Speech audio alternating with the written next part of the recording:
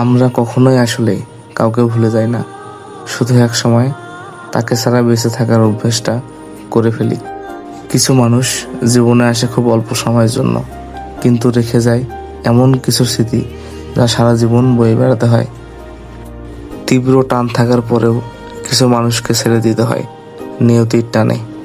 সবচেয়ে নীরব বিদায়গুলো কোনো চিৎকার বা ঝগড়া দিয়ে হয় না, সেগুলো হয় খুব শান্তভাবে, একটা দীর্ঘশ্বাস আর এক আকাশ নীরবতার মধ্য দিয়ে, যেখানে কোনো অভিযোগ থাকে না, থাকে শুধু মেনে নেওয়া। ভালো থাকুক সেই সব মানুষ যারা আমাদের আপন করে নিয়ে একসময় খুব সহজে পর করে দিয়েছিল। আমাদের গল্পটা হয়তো অপূর্ণ রয়ে গেল, কিন্তু জীবন তো আর থেমে থাকে না।